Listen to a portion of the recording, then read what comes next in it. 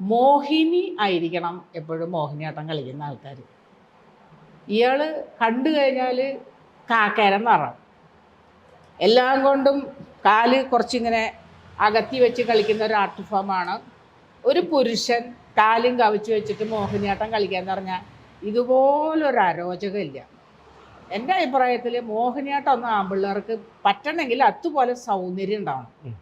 ആമ്പിള്ളേരിൽ നല്ല സൗന്ദര്യമുള്ളവരില്ലേ, അവരായിരിക്കണം. ഇവനെ കണ്ടു കഴിഞ്ഞാണ്ടല്ല ദൈവം പോൽ പെറ്റ തള്ള സഹിക്കില്ല.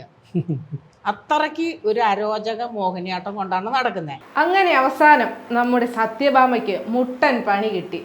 കലാഭവൻ മണിയുടെ സഹോദരനും മോഹിനിയാട്ടം കലാകാരനുമായ ഡോക്ടർ RLV രാമകൃഷ്ണനെതിരെ അധിക്ഷേപ പരാമർശം നടത്തിയെന്ന പരാതിയിൽ നർത്തകി സത്യഭാമയ്ക്കെതിരെ കേസെടുത്തിട്ടുണ്ട്.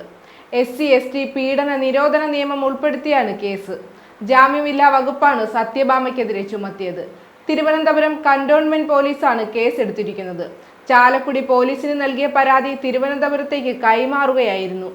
RLV രാമകൃഷ്ണനെ സൂചിപ്പിച്ചുകൊണ്ടായിരുന്നു സത്യഭാമ അധിക്ഷേപ പരാമർശം നടത്തിയത്. മോഹിനിയാട്ടം അവതരിപ്പിക്കുന്നയാൾ മോഹിനിയായിരിക്കണം. കാലുകൾ വിടർത്തി നിൽക്കുന്ന ഒരു നിലപാട് ആവശ്യമായ ഒരു കലാരൂപമാണിത്.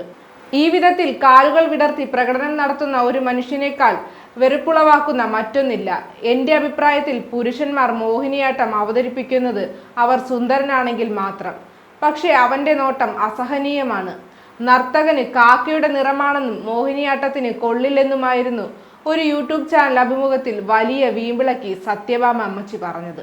രാമകൃഷ്ണന്റെ പേര് പരാമർശിച്ചില്ലെങ്കിലും ഇയാൾ ചാലക്കുടിക്കാരനായ നർത്തകനാണെന്നും സംഗീത നാടക അക്കാദമിയുമായി ഇയാൾക്ക് പ്രശ്നമുണ്ടായിരുന്നുവെന്നും സത്യഭാമ അഭിമുഖത്തിൽ പറഞ്ഞിരുന്നു.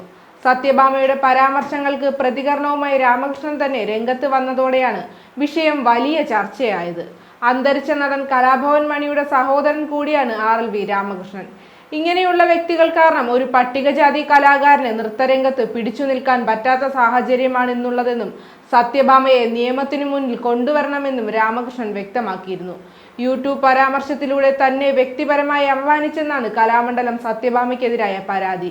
അഭിമുഖം നൽകിയ യൂട്യൂബ് ചാനലിനെതിരെയും നടപടി വേണമെന്ന് പരാതിയിൽ ആവശ്യപ്പെട്ടിട്ടുണ്ടെന്നാണ് വിവരങ്ങൾ.